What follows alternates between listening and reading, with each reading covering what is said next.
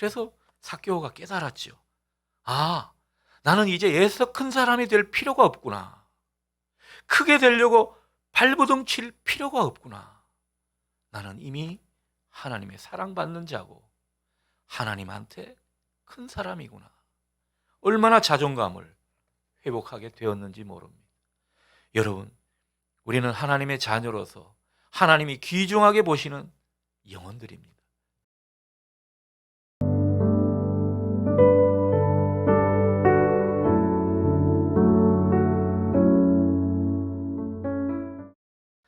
오늘도 주님의 은혜와 평강이 여러분 모두에게 함께하기를 빕니다. 저는 한 번씩 어떤 한 단어에 꽂힐 때가 있습니다. 이 한 번 꽂힌 단어는 머리에서 잘 떠나질 않습니다. 어떤 일을 하는 중에도 계속 머리에 맴돌기도 하고요. 누군가에게 말할 때 저도 모르게 그 말을 자주 쓰곤 합니다. 예전에 제가 교육 전도사 때 임재라는 말에 꽂힌 적이 있습니다. 중학생들 놓고 사역했던 때인데, 아니 중학생들 놓고 설교하면서 얼마나 하나님의 임재를 많이 반복해서 그 말을 썼던지 지금 생각하면 괜히 미안해집니다. 걔네들이 뭘 알았겠습니까? 그런데 제가 좋다고 그 말을 쓴 것이죠. 어떤 때는 제가 이 동행이라는 말에 꽂힐 때가 있었습니다. 그래서 말만 했다 하면 그 말을 여기저기 갖다 붙일 그런 때가 있었습니다. 또 언젠가는 행복이라는 단어를 아주 마음에 두면서 그 단어를 쓰면서 제가 많이 행복해지는 그런 때도 있었습니다. 요즘 제 머리에서 떠나지 않는 단어 하나가 있습니다. 그 단어는요, 추앙이라는 단어입니다. 언뜻 무슨 말인지 잘 안 들리시죠? 신앙적인 단어도 아니고 우리가 일상에서 자주 쓰는 그런 말도 아닌데 이게 언젠가부터 한번 꽂히기 시작하니까 이 추앙이라는 말이 늘 귓전에 맴돌더라는 것입니다. 이 말은 최근 한 드라마에서 여자 주인공이 어떤 남자에게 자기를 좀 좋아해 달라는 그런 어떤 입장에서 나를 추앙해, 나는 한 번도 채워진 것이 없어, 이런 말을 하면서부터 화제가 되었다고 합니다. 젊은이들 사이에서는 이 단어가 유행이 되고 있다고 전하고 있습니다. 여러분, 추앙이라는 말 어떤 뜻입니까? 높이 받들어 우러러 보다, 뭐 그런 뜻이 되겠습니다. 그러니 추앙이라는 단어를 쓸 때는요, 주님을 추앙한다, 이순신 장군을 위인으로 추앙한다, 뭐 이래야 말이 맞습니다. 그런데 드라마에서 자기를 추앙해 달라고 하는 그 여주인공을 보니까 회사에서 갑질당하는 계약직 여성이었습니다. 남자친구한테 배신당해서 신용불량자가 될 뻔한 그런 여자고요. 또 그녀가 직장에 출퇴근하는 데는 꼬박 하루 4시간이 소요된다고 합니다. 사람들한테 얼마나 무시를 당하는지 모르고요. 이런저런 일로 이 영혼이 탈탈 털리는 그런 기분을 느낄 때가 많은 청년이었습니다. 그래서 그녀에게서는 희망이나 생기 같은 것은 찾아볼 수가 없습니다. 언제나 표정도 무표정입니다. 결핍감을 자주 느끼는 그런 사람이었고, 자존감은 갈수록 메말라져 가는 그런 인생이었습니다. 이런 인생이었기 때문에 늘 몸과 마음이 방전된 듯한 그런 삶을 사는 여인이었습니다.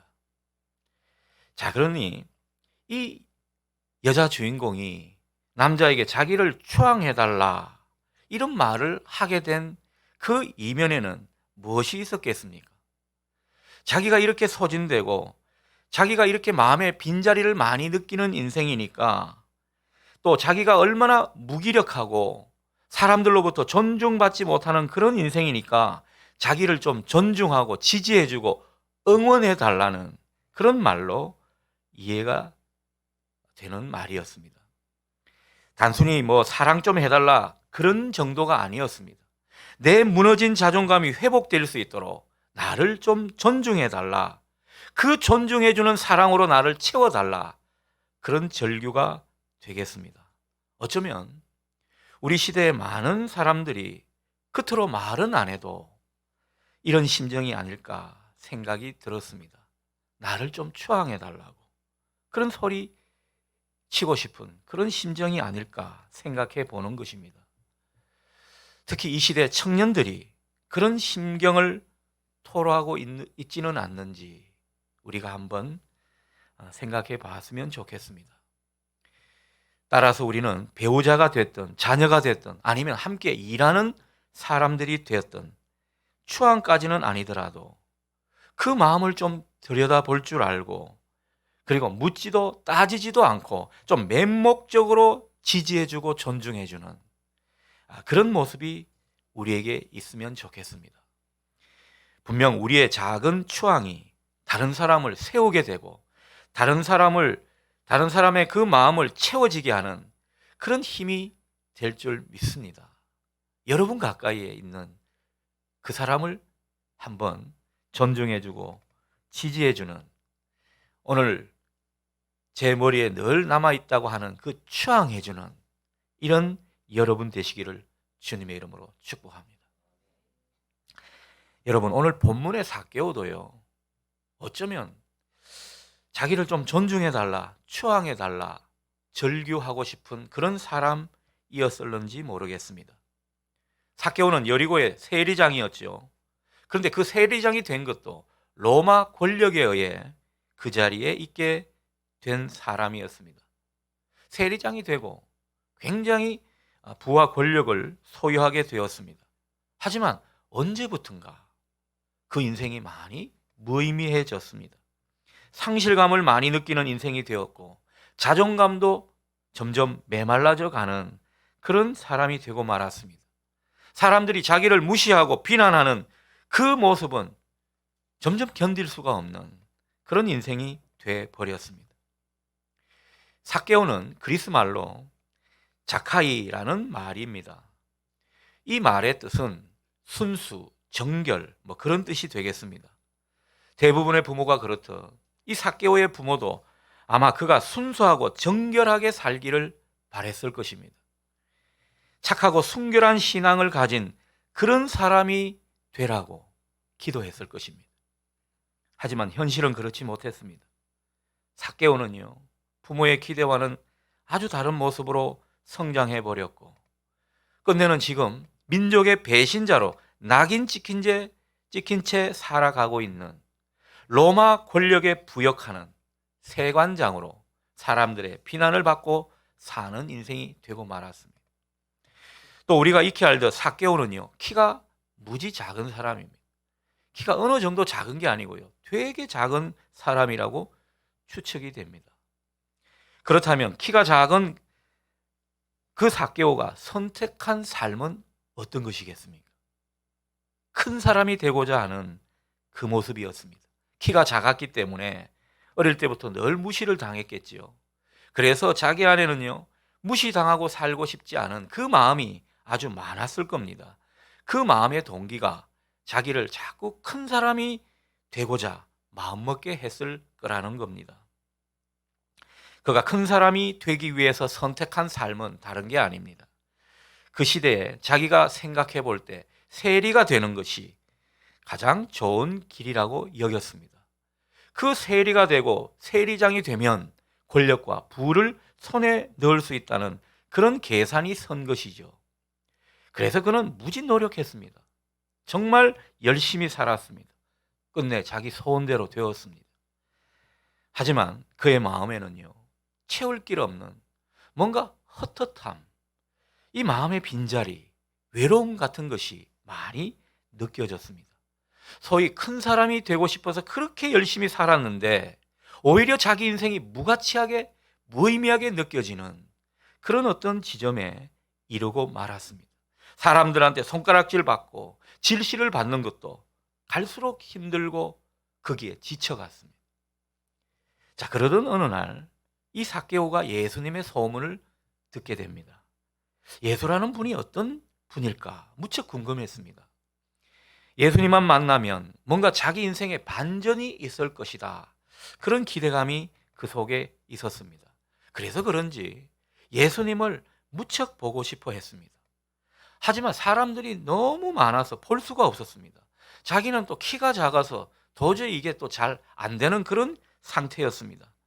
이쯤 되면요, 보통 사람 같으면 포기할 겁니다. 아유, 오늘은 뭐 못 보겠구나. 그렇게 포기하고 말 텐데 삭개오는 그렇지 않았습니다. 포기하지 않았습니다. 그래서 이 삭개오는 예수님이 오실 길을 자기가 예상하고는 아주 용기 있게 대담하게 돌무화과 나무, 일명 뽕나무 위에 올라가게 됩니다. 대단한 모습이죠. 예수님이 보고 싶고 예수님을 만나기 위해서는 체면도 뭐도 없는 그런 결정을 한 것입니다. 뭐 자기 나이나 신분 같은 것은 안중에도 없었습니다. 오직 예수님을 만나야겠다는 그 갈망이 다른 모든 것을 압도해버리는 그런 상태였습니다. 놀랍게도 삭개오가 그렇게 예수님을 만나기를 갈망하게 되니까 예수님께서 가던 길을 멈추시고 그에게 눈길과 마음을 주셨습니다. 예수님은 삭개오가 올라간 그 뽕나무 아래 멈춰서서 그 위를 올려다보시며 아무도 주목하지 않았던 그 삭개오를 주목하셨습니다.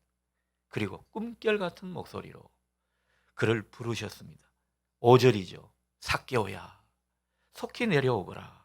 내가 오늘 내 집에 유하여야 하겠다. 그토록 만나고 싶었던 그 예수님을 이렇게 극적으로 만나게 되었고, 이제는요, 그 예수님과 함께 이 하룻밤을 집에서 묵게 되는 그런 은혜를 받게 되었습니다. 놀라운 일이죠. 이제 삭개오는 다정한 예수님의 그 말씀에 화답하듯 얼른 뽕나무에서 내려와서 성경의 표현대로 즐거운 마음으로 예수님을 영접하고 자기 집으로 모시는 모습입니다. 자, 그런데 그 이후에 보여준 삭개오의 모습이 우리가 볼 때는 언뜻 이해가 되지 않습니다. 아주 놀랍고 충격적인 그런 장면을 우리에게 보여주고 있습니다.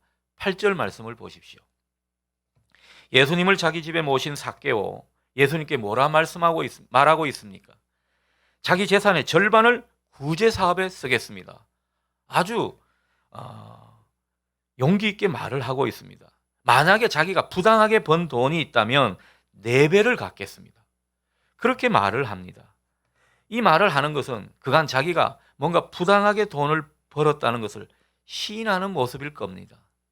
자기 잘못에 대한 깊은 반성으로 이런 결심을 주님께 드리고 있을 것입니다.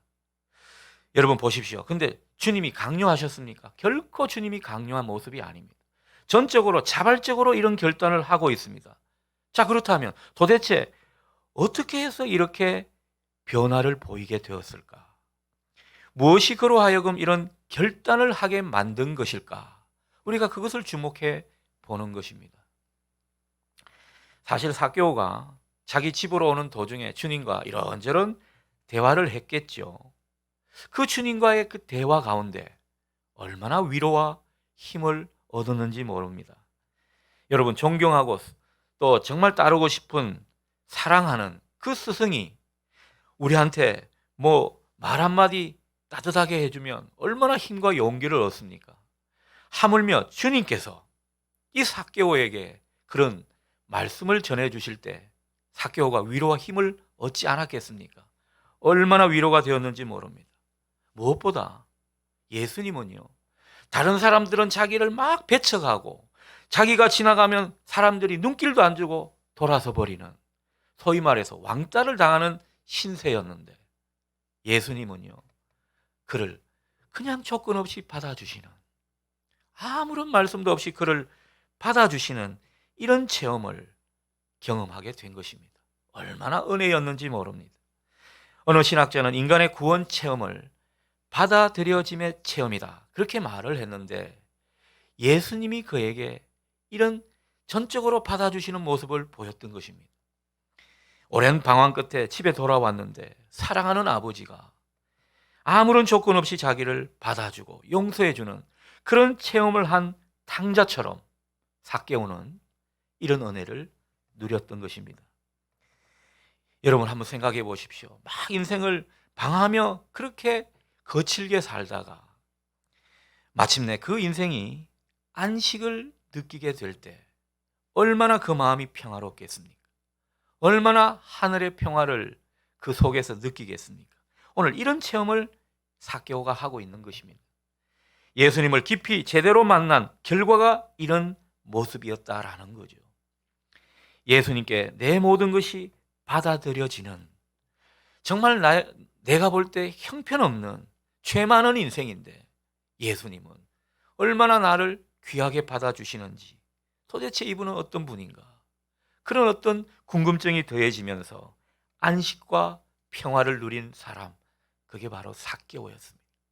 여러분, 이 삭개오의 은혜가 우리 모두에게 있기를 소원합니다. 예수님은 단지 그를 만나 이름을 불러주시고 그를 그냥 받아주시고 내 집에 내가 함께 묵고 싶다, 이런 말을 했을 뿐인데, 이 삭개오는요, 뭔가 특별한 체험과 함께 오랜 방황을 끝낸 것 같은 그런 느낌을 받게 된 것입니다.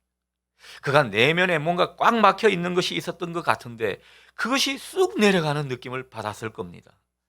그리고 마음의 빈자리를 많이 느끼는 인생이었는데 뭔가 채워지는, 그래서 이 채워지는 충만함이 새롭게 경험되는 그런 어떤 사건을 삭개오가 맞이한 것입니다. 더군다나 예수님은 삭개오와 하루인지 이틀인지 함께 보내게 되죠.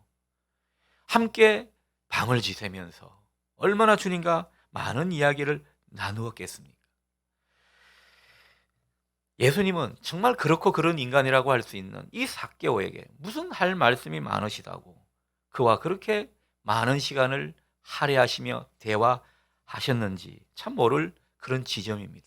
아무튼 예수님께서 그에게 이런 은혜의 시간을 주시니까요, 삭개오는 얼마나 중요한 인생의 전환점을 맞이했는지 모릅니다. 엄청난 변화를 보이게 된 것입니다. 예수님을 깊게 만난 사람은요, 다 이런 인생의 중요한 변화를 보이게 되는 것입니다. 주님과 깊은 대화를 나누며 주님이 베푸신 그 사랑을 체험한 삭개오, 이제 그분의 말씀을 들으면서 점차 자신의 존재에 대해서도 눈을 뜨기 시작했습니다. 이전에는요, 정말 무가치한 인생으로 스스로를 바라봤고 정말 무의미한 인생을 살아가고 있다고 생각했던 사람인데, 주님께서 빛이 되어 찾아와 주셔서 자기 인생의 빛으로서 그에게 빛을 비추어 주시니까 그 빛이 얼마나 변화를 일으키는지 모릅니다. 주님이 비추신 그 빛은요, 그의 안에 있던 상처와 콤플렉스를, 그 상처와 콤플렉스로 얼룩진 자신을 얼마나 변화시켜 주는지 모릅니다. 그래서 그는 이렇게 마음이 달라졌습니다. 이제까지는 자기를 좀 드러내려고, 자기를 좀 높이려고, 크게 보이려고, 큰 사람이 되려고 그렇게 애썼던 인생이 무의미하게 느껴졌습니다. 하나님의 자녀가 된 자기가 이미 하나님 앞에서 얼마나 존귀하고 큰 사람인지 비로소 깨닫게 되었습니다. 여러분, 우리가 주님을 깊게 만나서 주님이 비추시는 빛을 받게 되면요, 우리 존재의 그 참된 모습이 드러납니다. 우리가 얼마나 복된 존재인지, 우리가 얼마나 사랑받고 있는 존재인지 비로소 스스로를 깨닫게 되는 거죠. 그래서 나는 하찮은 인생이 아니구나, 나는 불행한 사람이 아니구나, 축복의 사람이구나, 그것을 깨닫게 된다는 것입니다. 주님은 그에게 진정 하나님의 자녀가 되는 것이 중요하지 세상적으로 중요하고 세상적으로 큰 사람이 되는 것이 중요한 게 아니라는 것을 주님의 빛을 비추어 주시면서 은연중에 깨닫게 해 주셨습니다. 그래서 삭개오가 깨달았죠. 아, 나는 이제 애써 큰 사람이 될 필요가 없구나, 크게 되려고 발버둥 칠 필요가 없구나, 나는 이미 하나님의 사랑받는 자고 하나님한테 큰 사람이구나. 얼마나 자존감을 회복하게 되었는지 모릅니다. 여러분, 우리는 하나님의 자녀로서 하나님이 귀중하게 보시는 영혼들입니다. 그것을 새롭게 발견하는 우리 모두가 될 수 있으면 좋겠습니다. 누구보다도 인생의 전환점이 절실했던 삭개오, 이렇듯 예수님과의 깊은 만남을 통해서 마음에 엄청난 변화를 겪었습니다. 자기가 누구인지 정체성을 분명히 깨달았죠. 거기에 그치지 않았습니다. 그의 가치관, 그의 인생관까지 송두리째 변화되는 놀라운 체험을 한 것입니다. 주님이 비추시는 그 빛을 고스란히 받고 그로 인해서 놀라운 은총을 경험했기 때문에 이런 모습이 된 것입니다. 삭개오는요, 나중에 가이사랴 교회의 감독이 됩니다. 담임 목사가 되었습니다. 여러분, 로마 앞잡이 노릇을 하던 사람들에게 피난을 그토록 받아 살아가던 그 사람이 영광스러운 주의 종이 되었다는 것입니다. 여러분, 삭개오처럼 우리도 주님을 깊이 대면하고 또 말씀을 깊이 있게 부딪힐 때는요, 이런 놀라운 변화가 일어나는 것입니다.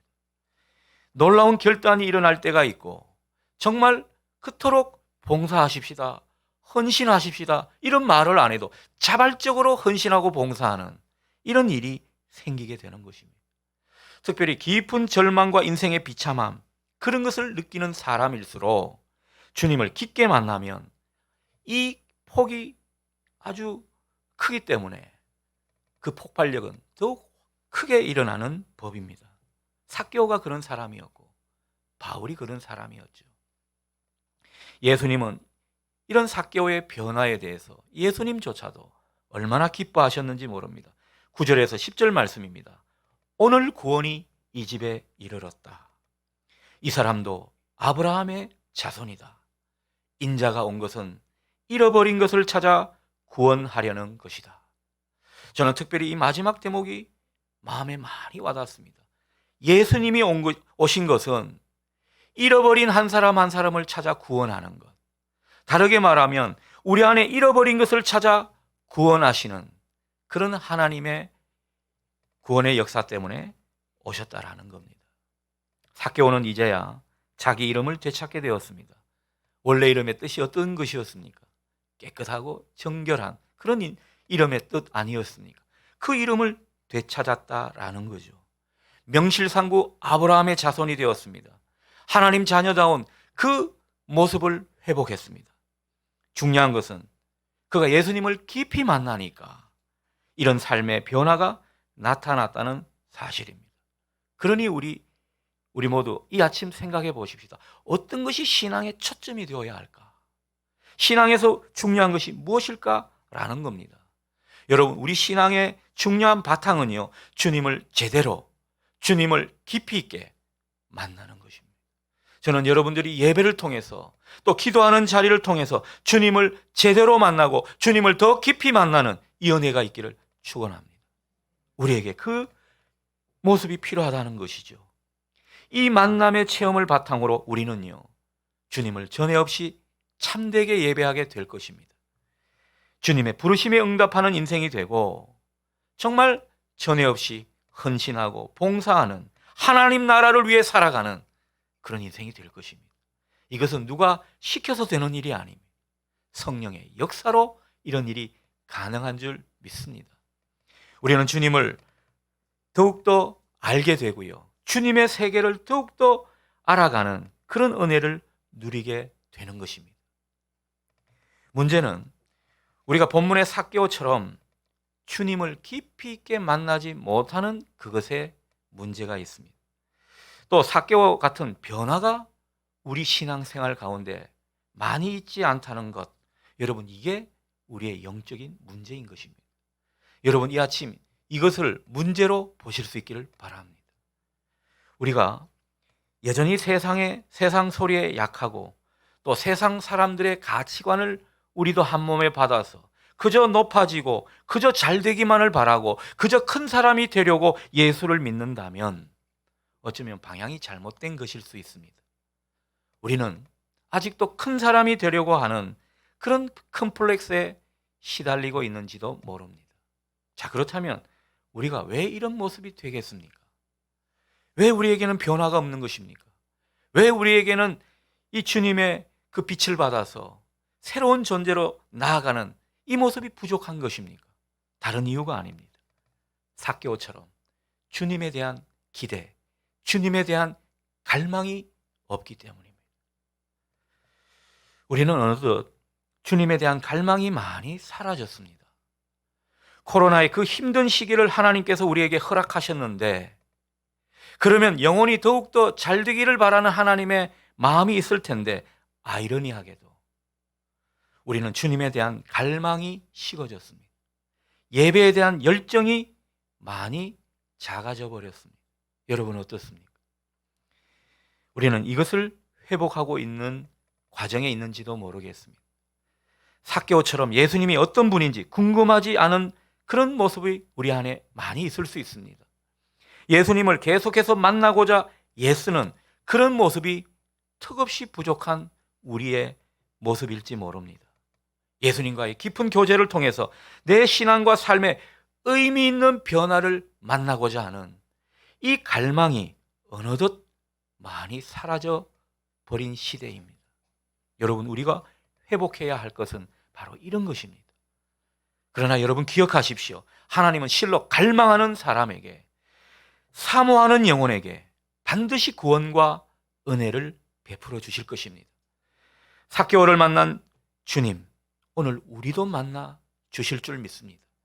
우리와 만나서 교제해 주시고 깊은 만남 속에 참된 변화를 일으켜 가실 주님을 우리가 다시 한번 기대해 보면 좋겠습니다. 주님과의 깊은 만남과 사귐을 원하는 사람들에게 주님은 반드시 찾아와 주십니다. 그 영혼을 구원해 주실 줄 믿습니다.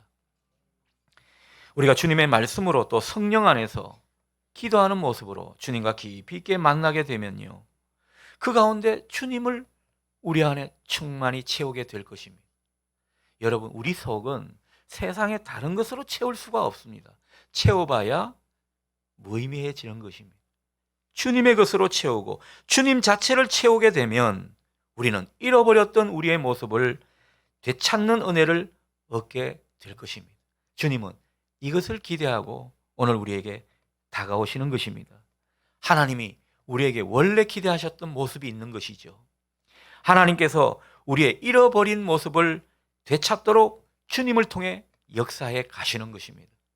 하나님의 자녀의 그 고귀한 모습 계속 회복할 수 있도록 성령님은 우리를 이끌어 가시는 분이신 것이죠. 여러분에게 이 역사가 더욱더 일어날 수 있기를 축복합니다. 최근에 저는 잘 몰랐던 사실 하나를 알게 되었습니다. 여러분은 잘 인정이 안 되겠지만 제가 원래 어릴 때 되게 착하고요, 온유한 사람이었다고 누가 증거하더라고요. 저도 몰랐습니다. 제가 너무 착하고 온순해서 저의 삼촌 같은 분이 제게 초등학교 때 5학년 무렵이었던 것 같아요. 제게 뭘 가르쳐 준 줄 아십니까? 권투를 가르쳐 줬습니다. 이 권투를 왜 가르쳐 줬는가 지금 생각해 보니까요, 싸워서 이겨야 하는 것이 세상이라는 거죠.